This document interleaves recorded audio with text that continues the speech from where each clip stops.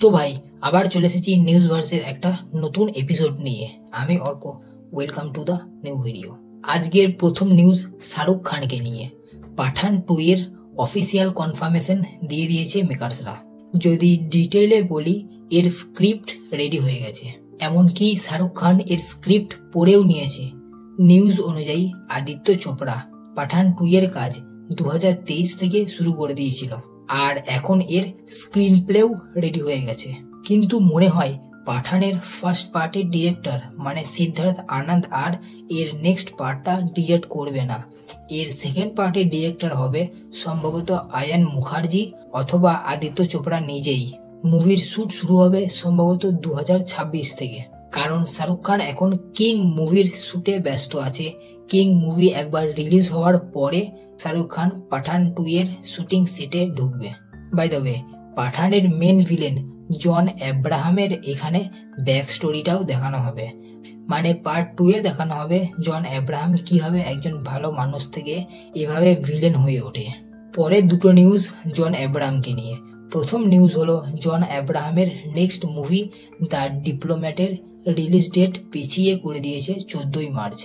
কেন পেছালো এটা কেউ জানে না, কারণটা আমরা জানতেও চাই না। হয়তো মেকার্সরা হোলির ছুটিটাকে টার্গেট করে মুভিটা রিলিজ করতে চাইছে। আর পরের নিউজ, রোহিত শেট্টি জন আব্রাহামের সাথে কোল্যাব করে একটা কপ মুভি বানাতে চলেছে। তার নিজের কপ ইউনিভার্সের জন্য নয়, বরং এটা হবে রিয়েল লাইফ বেসড একটা কপ মুভি। মুভি এখনো প্রি প্রোডাকশন স্টেজেই আছে। এর শুট স্টার্ট হবে মিড মার্চ থেকে। রোহিত শেট্টি এর শুট শেষ করতে চাই জুন মাসের মধ্যেই, মানে মাঝখানে কোনো রকম গ্যাপ রাখতে চাইছে না রোহিত শেট্টি। নেক্সট নিউজ, কিছু রিউমার্স অনুযায়ী রণবীর কাপুর স্টারার রামায়ণা মুভির জন্য ইয়াস তার শুট স্টার্ট করে দিয়েছে। কিন্তু এটা সত্যি না মিথ্যা এটা ভগবান জানে, কারণ কিছু নিউজ সোর্স অনুযায়ী ইয়াস এখনো তার নিজের মুভি টক্সিকের শুটিং করছে, আর টক্সিকের শুটিং কমপ্লিট করার পরেই ইয়াস রামায়ণের শুটিং স্টার্ট করবে। পরের নিউজ, টক্সিক মুভিকে নেই। নিউজ সোর্স অনুযায়ী এই মুভি একসাথে শুট হচ্ছে দুটো ল্যাঙ্গুয়েজে, মানে ইংলিশ আর কানাডাতে একসঙ্গে এই মুভির শুট চলছে, considering global ambitions. Next news একটা অ্যানাউন্সমেন্টকে নিয়ে। সঞ্জয় দত্ত, মৌনি রয়, আসিফ খান, পলক তিওয়ারি, সানি সিং আর বি ইউনিক স্টারার দ্য ভূতনির অ্যানাউন্সমেন্ট ভিডিও সামনে এসেছে। মেকার্সরা বলেছে মুভি নাকি হরার, কমেডি আর রোমান্সের মিক্স হতে চলেছে। দেখাই যাক, পরের টিজারের জন্য ওয়েট করব।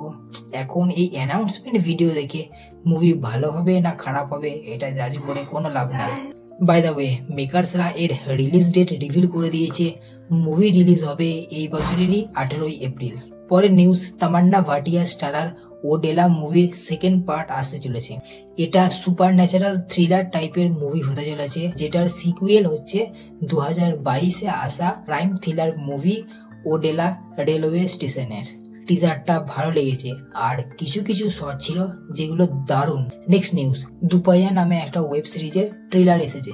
স্টারার রেণুকা সাহা, ভুবন অরোরা আর পার্স শ্রীবাস্তব। স্টোরি হবে ধরকপুর বলে একটা জায়গায়, যেখানে গত 25 বছর ধরে কোনো রকম ক্রাইম হয় নাই, আর এখন এসে সেখানে একটা বাইক চুরি হয়েছে। আর এই বাইকটা কোনো পুরনো নয়, বরং একটা নতুন বাইক, যে বাইকটা আর খুঁজে না পেলে বিয়ে হবে না।